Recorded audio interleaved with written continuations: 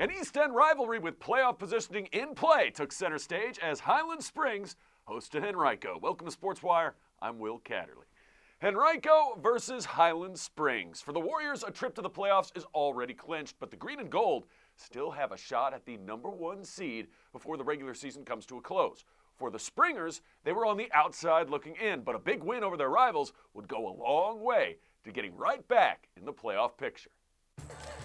Ziever Wingfield and the high-flying Henrico Warriors take their act on the road at Highland Springs, taking on Damon Harmon and company. You know, the Springers under 500 on the year, but they've been in just about every ball game. It's come down to the wire, just haven't been able to close opponents. So a chance here against Henrico early on. Moneyball is good. Kwanye Beanie for three. Beanie had one heck of a night for Highland Springs. Back comes Henrico. The miss, no. Put back, yes. Count it. Who else but Ziever Wingfield? That's good for two, and the foul. Three-point play the old-fashioned way. Want more Wingfield? You'll see plenty of it. Dunkle-doodle-doo, how are you? Henrico doing just fine, thank you. They have the early lead, still first quarter action. How about some defense? The block by Isaiah Francis leads to the outlet and the runaway, and putting it up and in, number 4, James Wallace. Wallace had 17 points on the night. Springers not going away, though. They got hot from deep late in the first. Dorian Davis connects for 3. Henrico only up by 2. 12-10, second quarter, defensive half. Look what I got, says Kwanye Beanie. Defense leading the offense. Elbow J, no. Gets his own rebound, puts it up and in. Dorian Davis with the answer for Highland Springs. And then later, you gotta box out. Missed free throw. Henrico takes advantage as James Wallace puts that one up and in. 19-18. Henrico by 1 at the half. But again, 19-18 at the half. Not a big score, second half. Here come the Springers. Kwanye Beanie, good for 2. Beanie had 14 points. Then Henrico out and running. Punch, counter punch. Jeremiah Langley connects for 2. Timeout on the floor. More from the third quarter. Free throw, Jay. Yeah, count that for Wingfield. Want more Wingfield? He was everywhere. 22 points on the night, including this bucket right here. But you haven't seen the best from Wingfield. Nope, not yet. 38-33 after 3. Let's go to the fourth. Springers coming in for 2. No, it's blocked by Jaime Ested would lead to the outlet, and that score, Wingfield again. And again, Wingfield, 22 points. He's going to hit this one from triple land. He hits the 3, and Henrico with a beast of a fourth quarter. Check this out. With authority! Nobody's boxing him out. We're going to have to see that again. I think the guy's like my height, 6'4", but he's got much more ups than I do. Oh, my goodness. Top play nominee, if there ever was one. All Henrico in the fourth quarter. What was a one-point game at one point. That's an and one for Jaime Ested. He was solid on the night, as was Wallace. He's going to take his defender right to the rack, flush it down. All Henrico in the fourth. 63-43, your final. Meanwhile, in the West End, Glen Allen and Hermitage were also battling for seeding. The Jags and Panthers both were poised to take the number 6 seed and get an opening round bye with a victory. It was a fun one at the home of the Jaguars. Glen Allen also senior night for ladies hoops, who won earlier in the night against Hermitage, and guys hoops as well. Very senior-laden team, and all the moms get a rose. First quarter action. This was an up-and-down affair throughout. Ryan Wheeler connecting for 2. Right back at you. The rainbow 3, nothing but nylon, yeah. He got that one.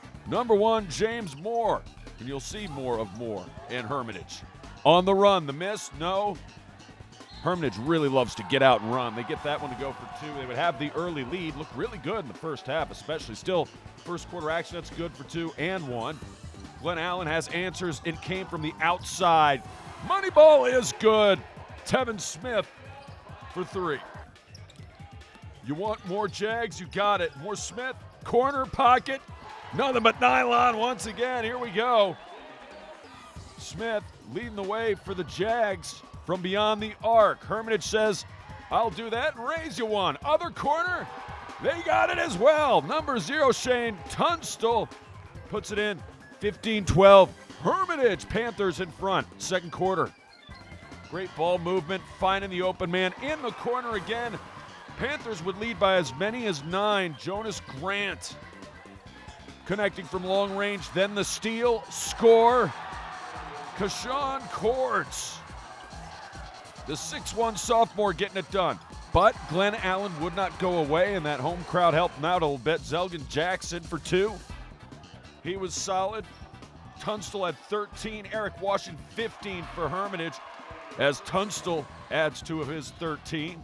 Meanwhile, Ryan Wheeler, Dan Byer were really strong for Glen Allen. E.J. Washington, got to put a body on that guy. Hermitage is big man down low. Glen Allen, though, anytime Hermitage went on a run, they would keep within arm's length. Ryan Wheeler for 2. Jags still not finished. They would trail at the half and outscore Hermitage a lot to a little in the fourth, come all the way back and win it. 61-60, your final. We have more hoops to get to when we return, including the Lady Springers, who continue to flex their muscles at Henrico. And regional gymnastics has the best of the best on display at Deep Run. See who gets the highest marks straight ahead. Now for another 60-second history report. When you think of cities in America where the fight for freedom began, does Montgomery, Alabama make your list? It should. That's because it was there that a woman took a stand by staying seated. After the Civil War, many southern states had Jim Crow laws. These were rules about racial segregation for restaurants, restrooms, even buses. One December day in 1955, an African-American woman named Rosa Parks was told by a bus driver to move so a white man could have her seat. When she refused, he called the police. Soon after, churches from all over the area told their congregations not to ride the bus anymore as a form of protest. This growing bus boycott needed a leader, so a young preacher named Martin Luther King was elected to head up the cause. King argued that segregation on buses was wrong, but urged everyone to keep their protests peaceful, a philosophy he learned from his hero, Mahatma Gandhi. For 382 days, the African-American citizens of Montgomery stayed off the buses, until the Supreme Court declared that Mrs. Parks and Dr. King were right.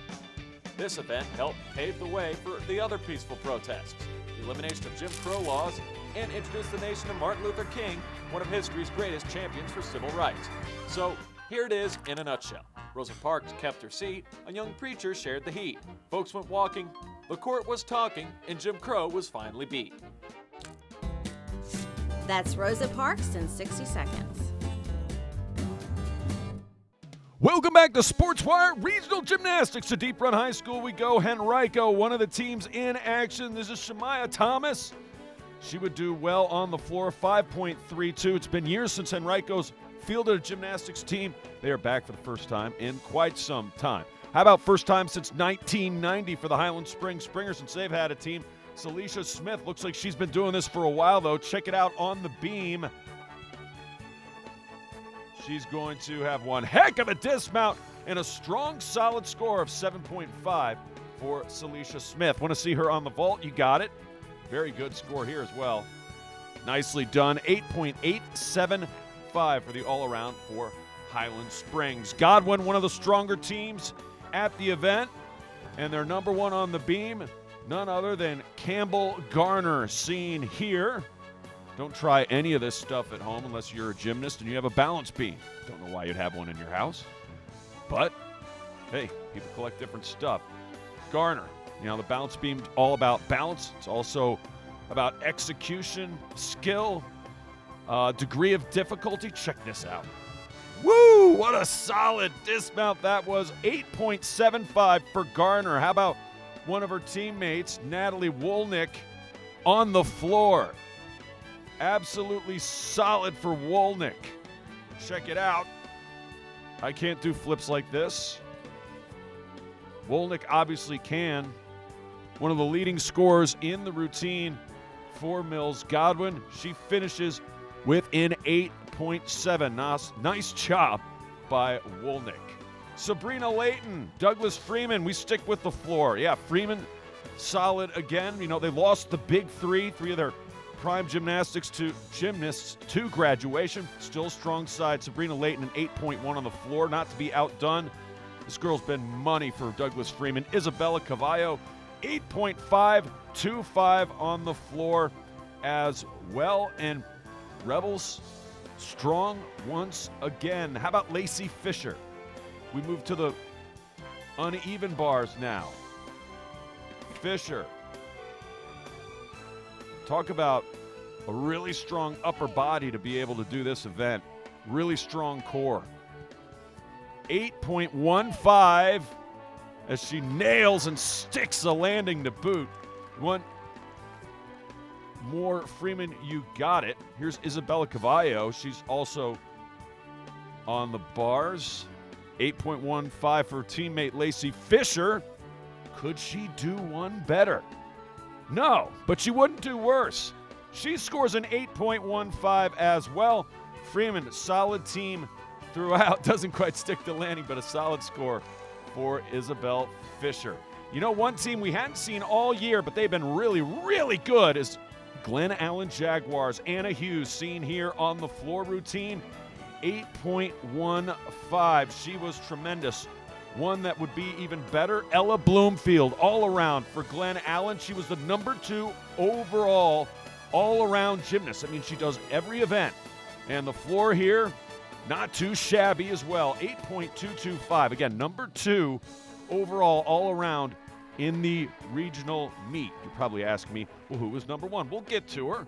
It was not Melina Monette. 8.77, however, nothing to sneeze at on the bars. Glen Allen as a team, absolutely terrific. They would finish number 2 overall, qualifying 4 states. And check out Melina right here, because she's going to have a strong score. A nice little twist to that dismount as well. 8.77. Let's go back to Bloomfield, shall we?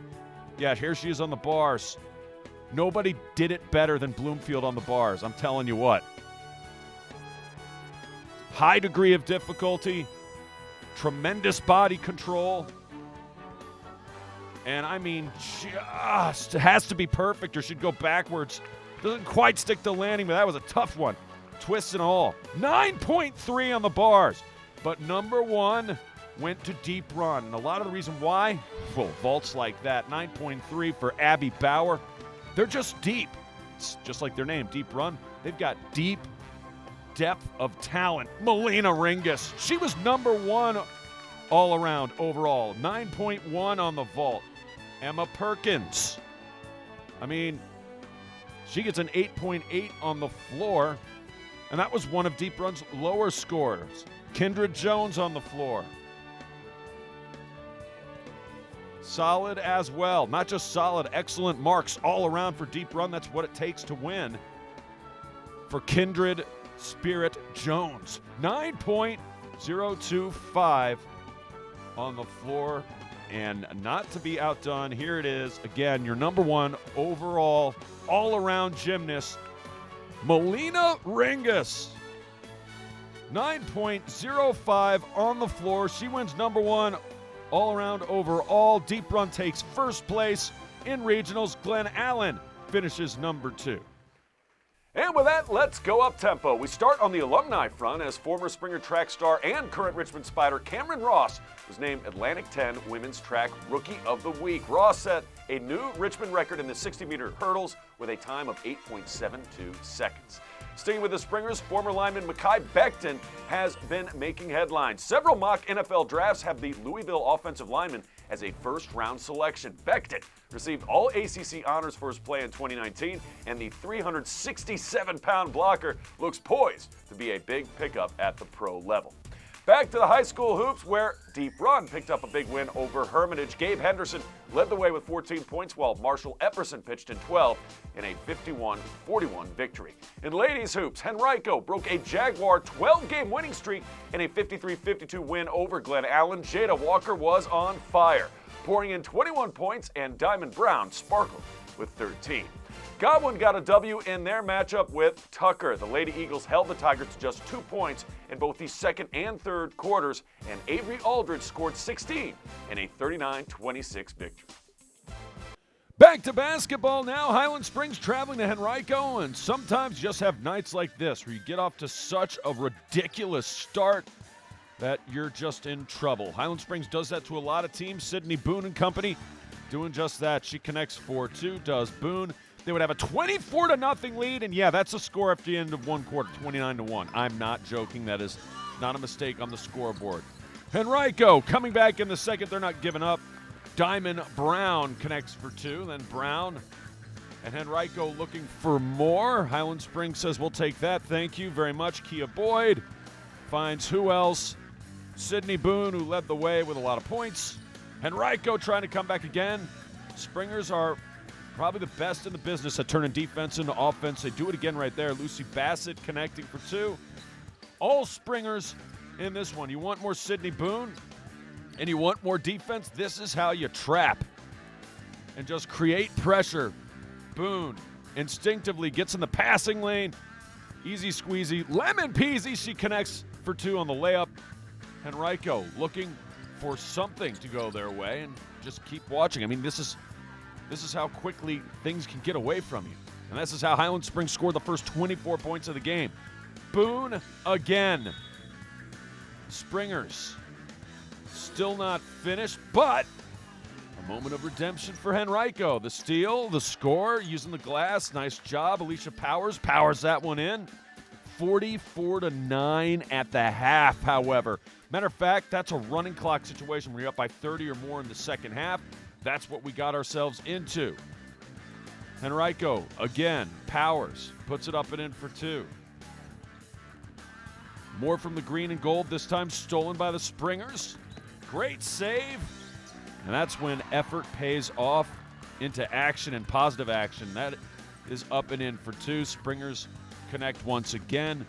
They are the number 1 seed so far before the playoffs start. If they were to start today, I don't see that changing anytime soon. Kia Boyd for 2. Springers on the run again. Boyd finding Ayanna Rogers underneath.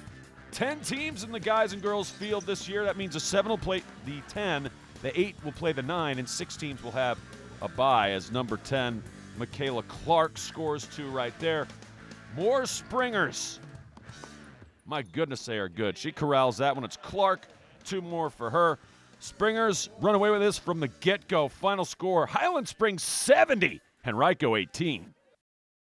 Several signing day events take center stage. When we come back, we head to Godwin, Glen Allen, and Deep Run. Plus, Glen Allen looks for a home win on the hardwood when Varina comes calling. That's next.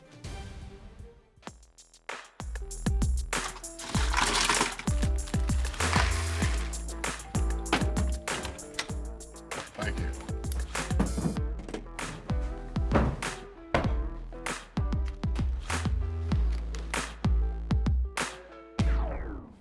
You got a king? Go fish. It only takes a moment to make a moment. Take time to be a dad today.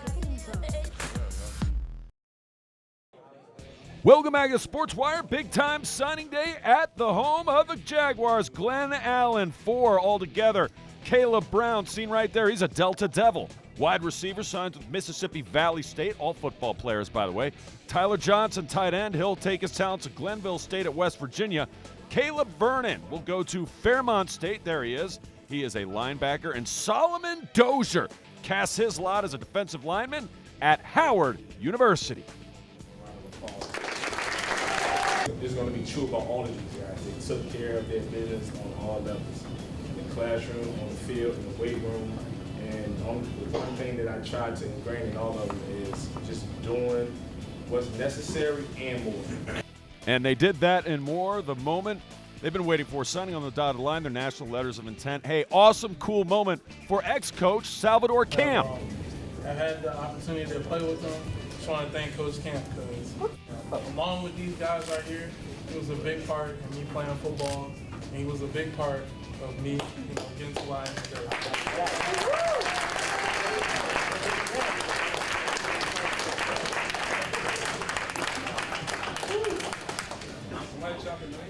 Congratulations to all who signed. Well, let's head to Deep Run High School. Plenty of signees 1, 2, 3, 4, 5, 6. In different sports, too. Matthew Birkin taking his talents to Christopher Newport for lacrosse. Hannah Braswell heads to Shenandoah University.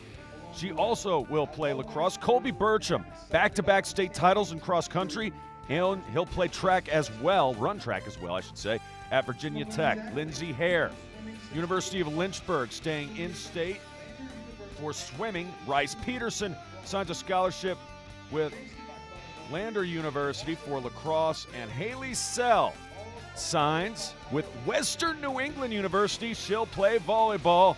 As coaches, teammates, faculty, parents all take in the moment and enjoy this special signing day. I couldn't have asked for a better program. They have a great coach, great teammates. I'm just surrounded by the best people I can be around, so that was the goal. The coaches, the team, the culture, the school itself. My sister's going there right now. She'll be a junior when I'm going next year. And kind of everything lined up perfectly. They have exactly what I want to study, which is business and marketing. It felt really good. I'm glad it's kind of over. No more stress. Simple, easy. I know where I'm going. I'm excited now. A huge showing at Godwin High School for signing day. Let's get right to it. Annie Bartley signed for lacrosse at Randolph-Macon. You had 5 different swimmers. Zach Wassmer for Duke, Jacob Oberle, Penn State, Madison Cottrell at JMU, Garrett McGovern for Navy, DC Helms also going into the midshipmen. Tennis, Emily Wirt and Rishi Shankar. George Mason and Mary Washington, respectively. For volleyball, you had 3. John Saxman, Randolph-Macon, Carmen Wright, St. Andrews of North Carolina, Hannah Sillo, Hamilton College. In baseball, Josh Trenadou, South Virginia University, Bryce Safferwich, JMU. And off the court, as far as being a leader, showing our younger players how to do things right, and as far as how we do things in the gym, and creating the team culture. I'm going to miss you very much. It'll be hard to kind of, I guess, bring someone else in this program that's going to do the things that you've done over the 4 years here. And I love you, and good luck in your journey. Coach Wakefield, one of many coaches in this particular moment, praising Hannah Sillo, going to Hamilton College to continue her volleyball career.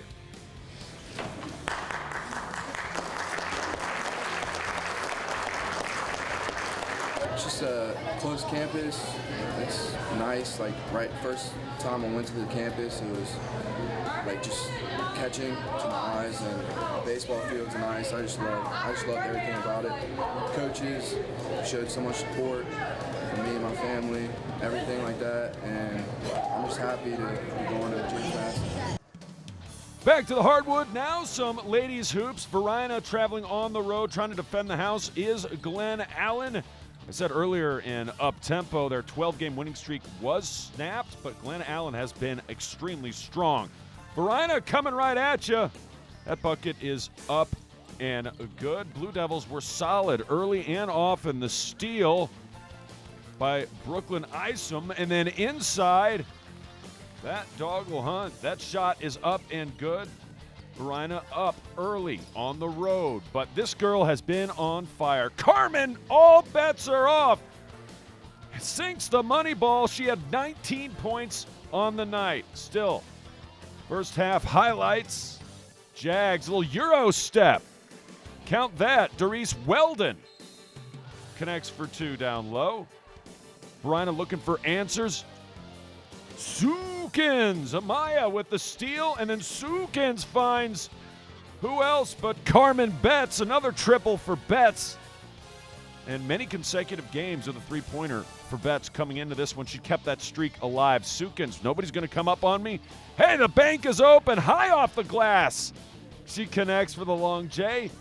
Jags in business, more Betts. No, that time she misses, but her teammates down low to clean up. Madeline Claytor, the senior forward, takes care of that one.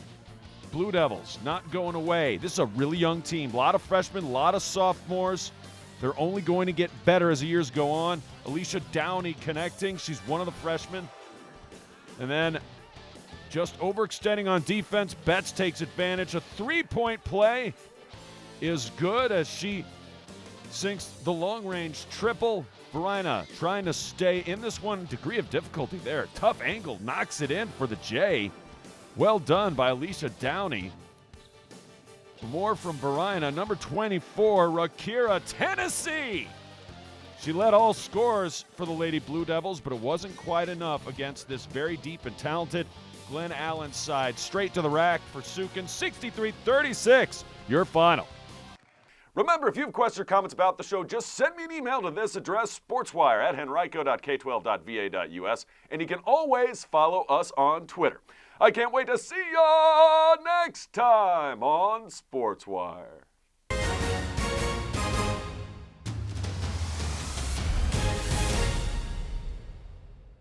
If you want to see more videos like these, subscribe to our YouTube channel.